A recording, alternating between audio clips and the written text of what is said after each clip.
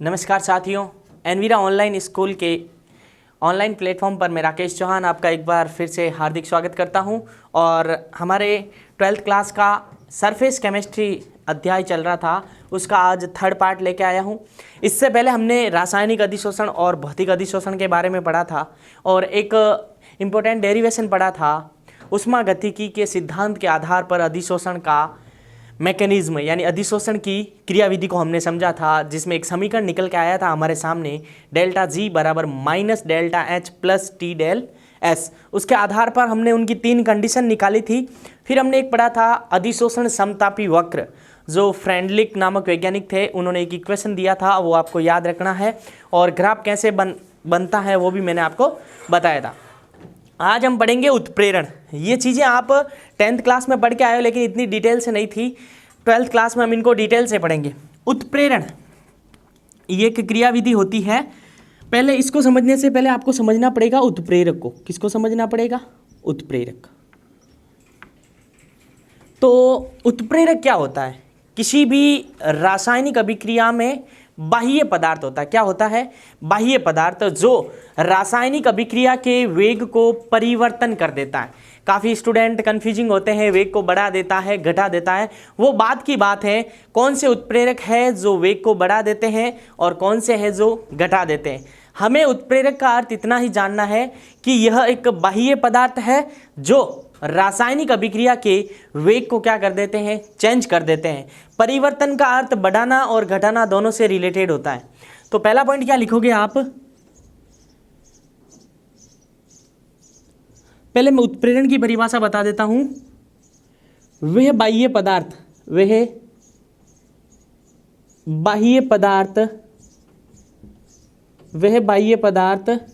जो किसी रासायनिक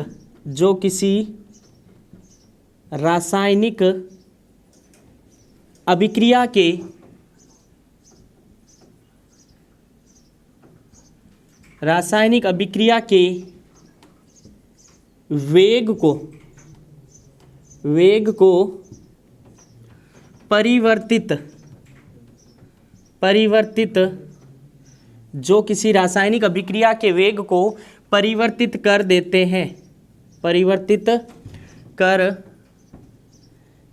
हैं, लेकिन अंत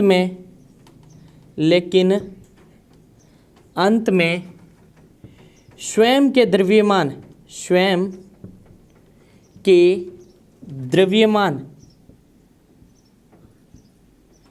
में कोई परिवर्तन नहीं होता है। स्वयं के द्रव्यमान में कोई परिवर्तन नहीं होता है। स्वयं के द्रव्यमान में कोई परिवर्तन नहीं होता है।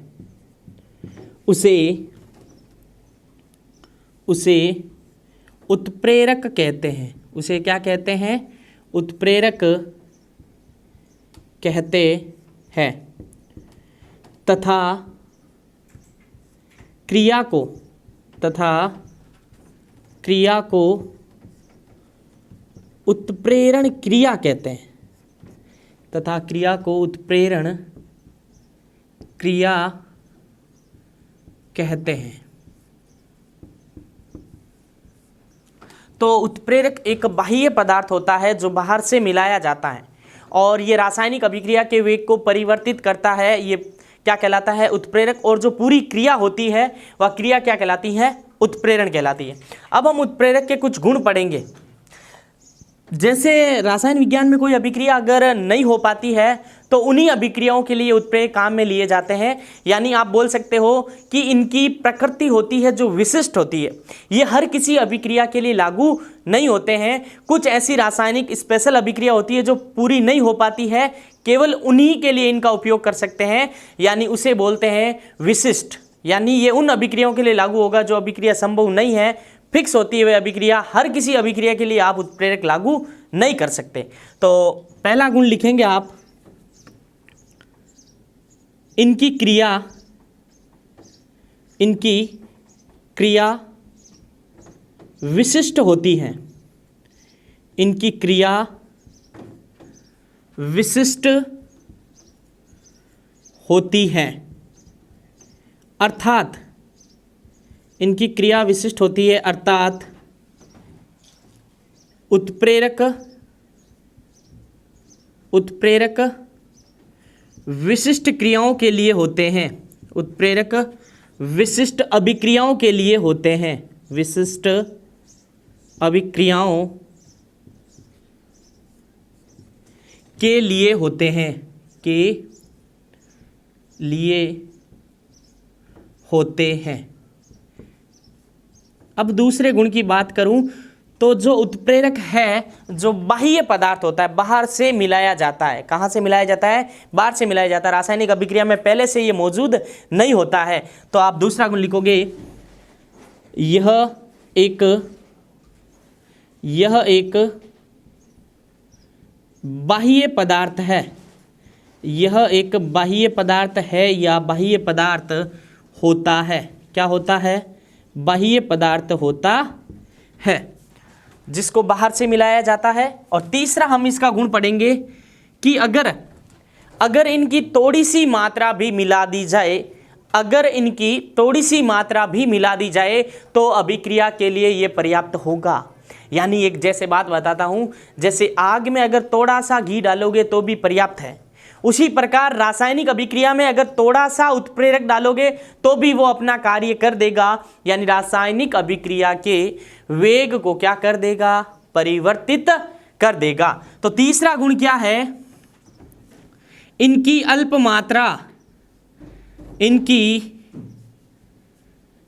मात्रा ही पर्याप्त होती है, अल्प मात्रा ही पर्याप्त होती है। यानी इनकी थोड़ी सी मात्रा भी मिल जाए तो उत्प्रेरक काम अपना कर सकता है। और अगला गुण और इंपॉर्टेंट गुण ये है, इंपॉर्टेंट गुण है अगला कि जो ये है उत्प्रेरक, ये उत्प्रेरक सक्रियण ऊर्जा, ये इंपॉर्टेंट पॉइंट है। ये उत्प्रेरक सक्रियण ऊर्जा को कम कर देते हैं, अभी एक ग्राफ के माध्यम से हम क्या करेंगे, इनको समझेंगे। तो सक्रियण ऊर्जा वह न्यूनतम ऊर्जा है जिसको कोई भी अभिकारक पार करके उत्पाद बनाएगा। यानी प्रत्येक अभिकारक को आवश्यकता होती है न्यूनतम सक्रियण एनर्जी की। अगर वो उन्हें प्राप्त हो जाए तो वो कन्वर्ट हो सकता है आसानी से प्रोडक्ट में। तो हमने उत्प्रेरण क्रिया के बारे में जाना। ये अब बात करेंगे सरफेस केमिस्ट्री यानी पृष्ठ रसायन में अधिशोषण की घटना को कैसे ये डिफाइन करेगा।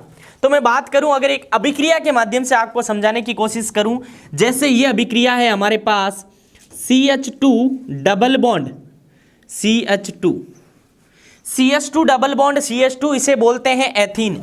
क्या बोलते हैं? एथीन। ध्यान देना, इसी के माध्यम से ग्राफ बनाएंगे। और अगर इसकी रिएक्शन करवाऊं हाइड्रोजन गैस के साथ तो वहां पर उत्प्रेरक कौन सा होता है? तो वहां पर उत्प्रेरक होता है निकेल उत्प्रेरक Ni।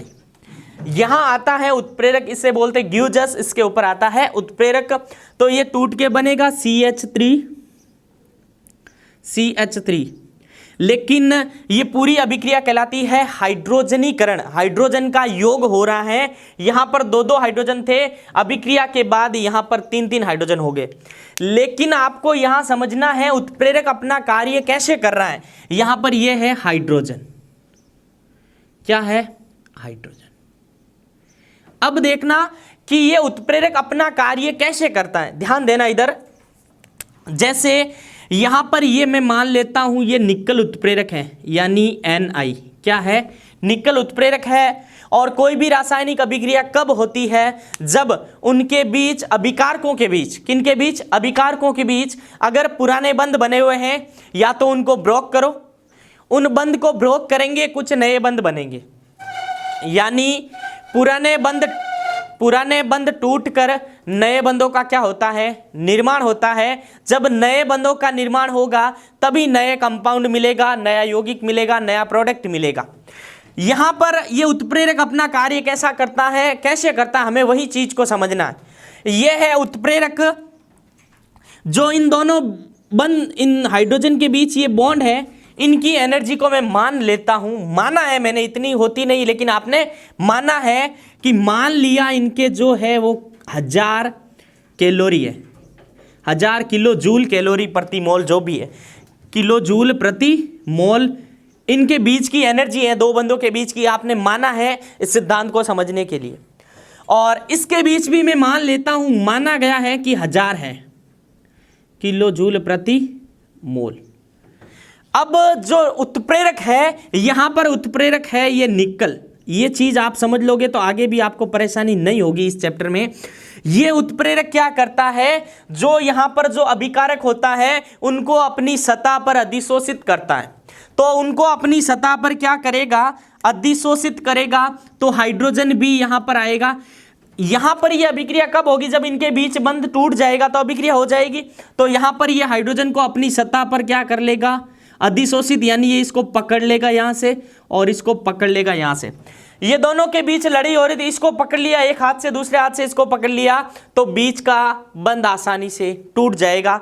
यानी मेरे कहने का अर्थ यह है कि जो ये एनर्जी है वो क्या हो जाएगी, डिक्रीज, यानी कम हो जाएगी। और इसी प्रकार इसके अणु को भी क्या कर देता है, CH2 डबल बॉन्ड CH2, इनको भी अपनी सतह पर पकड़ के अधिशोषित कर देता है। और सतह पे होने वाली घटना को क्या बोलते हैं बच्चे लोग, अधिशोषण।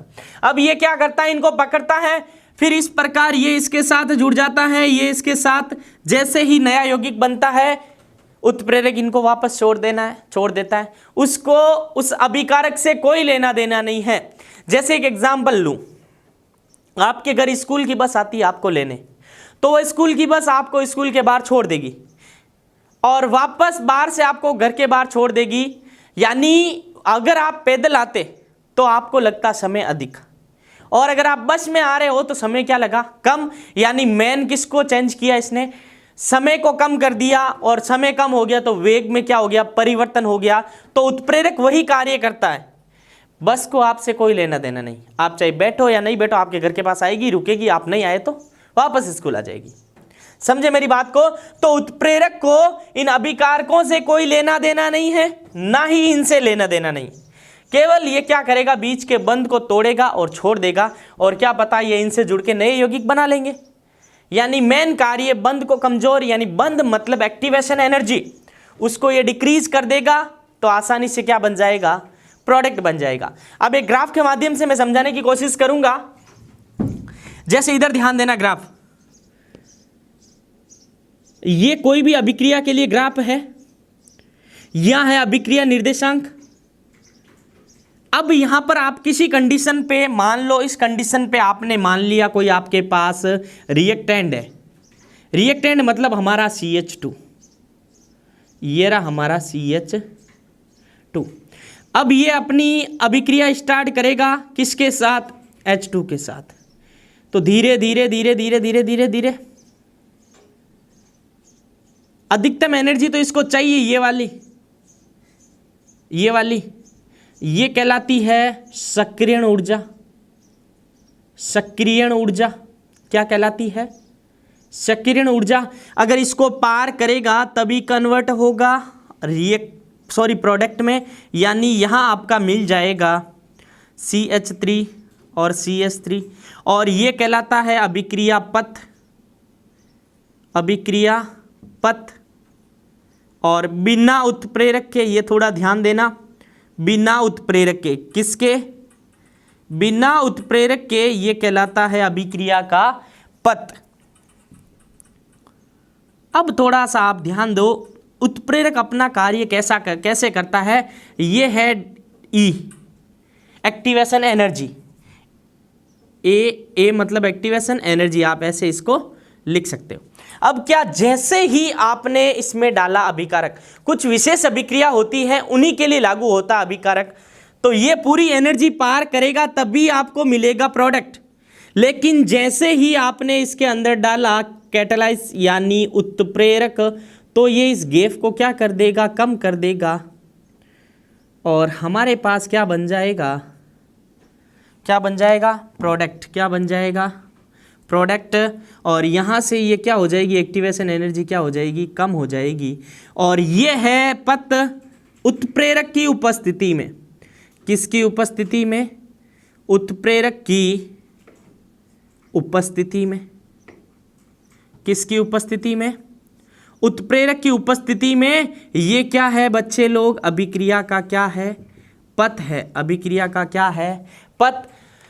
तो उत्प्रेरण का मेन अर्थ यहाँ पर अधिशोषण और पृष्ठ रसायन से रिलेटेड करना है, यानी सतह पर यह अपना कार्य कैसे करता है।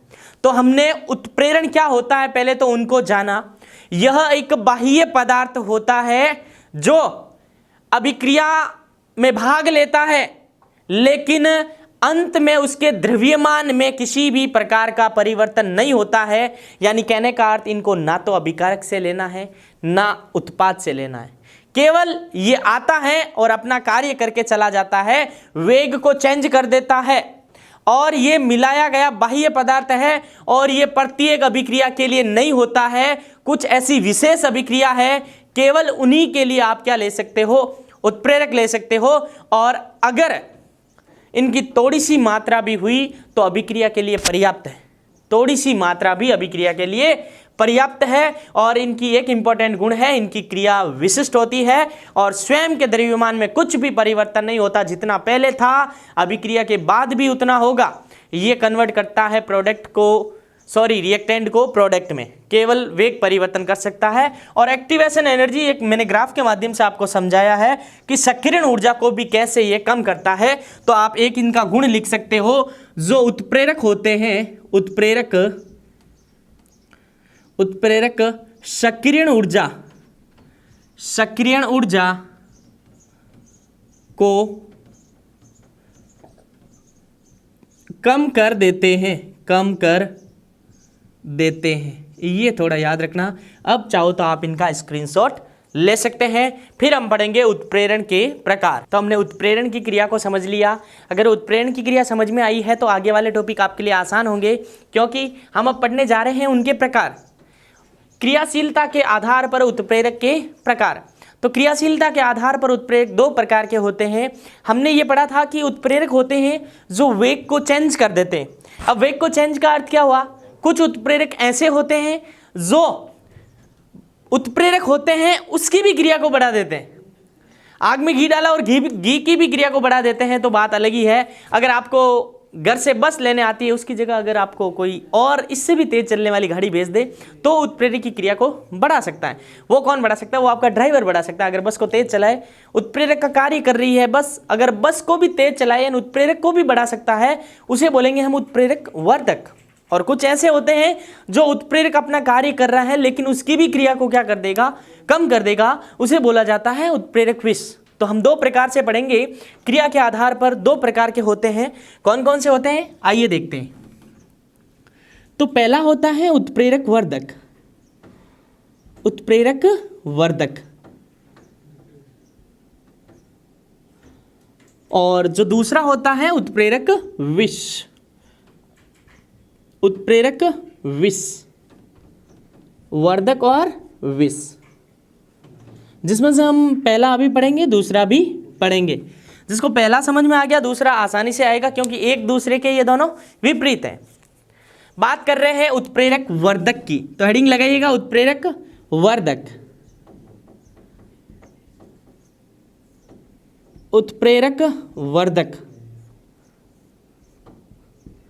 अगर आपको उत्प्रेरक समझ में आ गया तो वर्धक आसानी से समझ में आएगा। किसी रासायनिक अभिक्रिया में किसी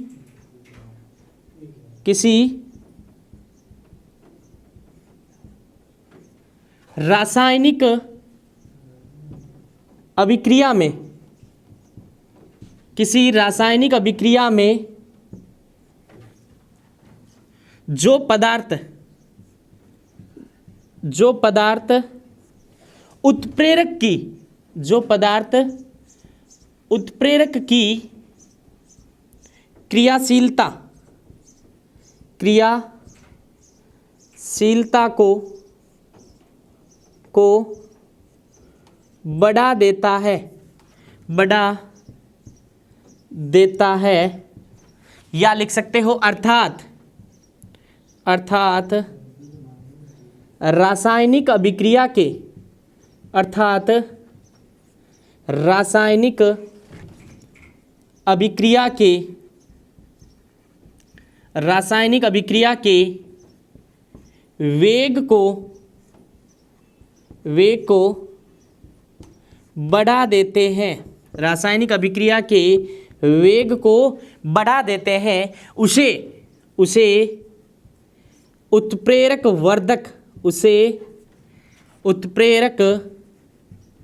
वर्धक कहते हैं। उसे उत्प्रेरक क्या कहते हैं? वर्धक कहते हैं। यानी एक रासायनिक अभिक्रिया लिखूंगा जिसमें जो उत्प्रेरक भी होगा और उसकी क्रिया को बढ़ाने वाला भी होगा। और ये जो अभिक्रिया है बहुत ही इंपॉर्टेंट है, अक्सर एग्जाम में पूछ ली जाती है। N2 प्लस 3H2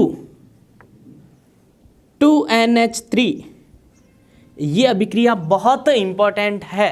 एक नंबर का क्वेश्चन पूछा जा सकता है। हेबर विधि द्वारा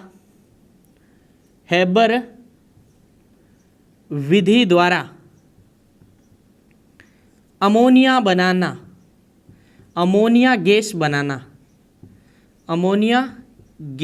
बनाना, उसमें कौन सा उत्प्रेरक काम में लिया जाता है? आप 12th के बाद कोई भी कॉम्पिटिटिव एग्जाम दोगे तो ये ऑप्शन के रूप में आपको मिलेगा, एक रिएक्शन दे देगा या ये दे सकता है। और पूछा जा सकता है कि इस अभिक्रिया में कौन उत्प्रेरक की भांति कार्य करता है या कौन उत्प्रेरक वर्धक की भांति कार्य करता है, ये क्वेश्चन पूछे जा सकते हैं।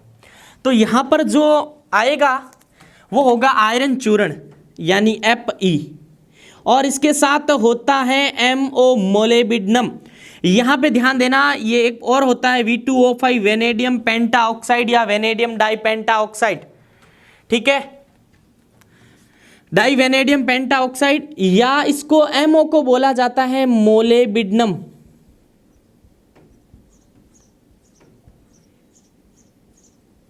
ये यहाँ पे जो आयरन है जो है उत्प्रेरक, क्या है यहाँ पर? आयरन उत्प्रेरक। लेकिन जो उत्प्रेरक की क्रिया को वर्धित करता है मोलिब्डेनम यानी M बड़ा O छोटा, ये है उत्प्रेरक वर्धक। क्या है? उत्प्रेरक क्या है? वर्धक है। क्या है? उत्प्रेरक वर्धक है। और यहाँ पे ये di vanadium penta oxide, di vanadium penta oxide या vanadium penta oxide, di vanadium penta oxide, ये भी कार्य करता है उत्प्रेरक वर्धक का। किसका कार्य करता है? उत्प्रेरक वर्धक का। तो यहाँ पर जो एपी तो है उत्प्रेरक, और उत्प्रेरक की भी क्रिया को बढ़ा देते हैं मोलिब्डेनम, जो किसकी तरह कार्य करेंगे? उत्प्रेरक वर्धक की तरह। तो अब हम पढ़ेंगे उत्प्रेरक विष। क्या पढ़ेंगे? उत्प्रेरक विष। उत्प्रेरक विष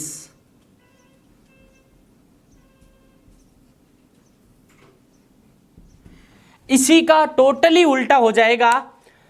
किसी रासायनिक अभिक्रिया में जो पदार्थ उत्प्रेरक की क्रियाशीलता को, यहां पे क्या लिख दूं डायरेक्ट, अगर समझाना चाहूं तो थोड़ा सा ध्यान देना, जगह नहीं है इसीलिए इसी को मैं कन्वर्ट कर रहा हूं, इधर ध्यान देना।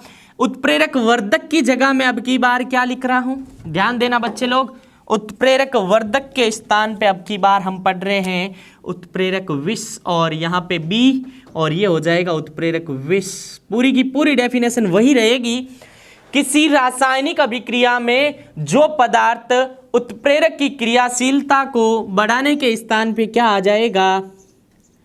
घटा देते हैं, अर्थात रासायनिक अभिक्रिया के वेग को यहाँ पे क्या आ जाएगा?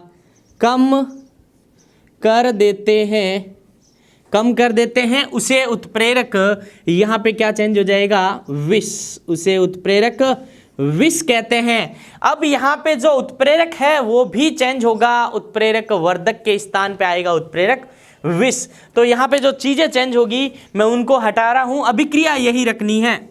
इसी अभिक्रिया के माध्यम से समझेंगे क्या ये अभिक्रिया धीमी भी हो सकती है, तो कैसे हो सकती है अगर इनके स्थान पे अलग उत्प्रेरक काम में ले लिया जाए। तो यहाँ पे ये उत्प्रेरक तो सेम होगा, लेकिन जो वर्धक और विष क्या होता है, जब ये अभिक्रिया पूरी होती है, ये अभिक्रिया कैसे पूरी होती है, हम सबको पता है कि ये जो आयरन है Fe है, ये हमारा क्या है अभी बताया था, आगे हम पढ़ेंगे उत्प्रेरण का सिद्धांत। ये है हमारा उत्प्रेरक, और उत्प्रेरक क्या करेगा, N2 को भी अपने सतह पे बैठाएगा और H2 को भी अपनी सतह पे बैठाएगा। इन दोनों की एनर्जी यानी सक्रियण ऊर्जा को कम करेगा अधिशोषण के कारण, जिसके कारण इनके बीच वाला बंध है जो कमजोर हो जाएगा और ये आपस में जुड़ जाएंगे, और ये आपस में जुड़ेंगे तो क्या निकल के आएगा, NH3 यानी किसका निर्माण हो जाएगा, अमोनिया गैस का निर्माण हो जाएगा। किसका निर्माण हो जाएगा, अमोनिया गैस का निर्माण हो जाएगा, क्योंकि ये सतह पर अधिशोषित कर लेता है N2 तथा H2 को और उनके बीच के जो एनर्जी है उनको कम कर देता है, जिस कारण बंध टूट जाता है और नए बंधों का निर्माण हो जाता है।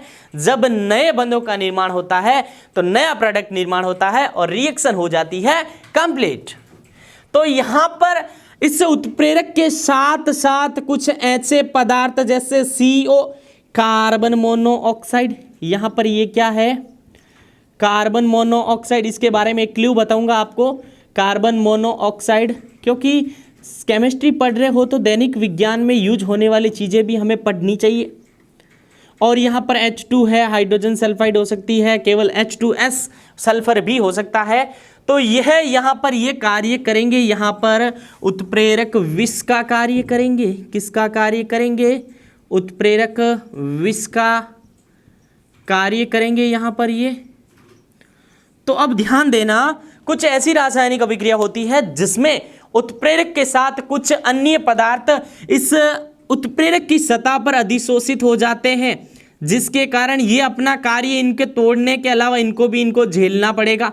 इनको भी झेलना पड़ेगा कि नहीं पड़ेगा, जब झेलना पड़ेगा तो इनके ऊपर ध्यान कम जाएगा और इनके बीच बंध दुर्बल आसानी से नहीं हो पाएगा, और इनकी क्रिया जितनी आसानी से होनी चाहिए उतनी आसानी से नहीं हो पाएगी और क्रिया धीमी कर देते हैं कुछ रासायनिक उत्प्रेरक। बाह्य उत्प्रेरक जो उत्प्रेरक की क्रियाशीलता को कम कर देते हैं, बाह्य पदार्थ, वे क्या कहलाते हैं, उत्प्रेरक विष, और ये क्रिया कहलाती है उत्प्रेरण विष क्रिया।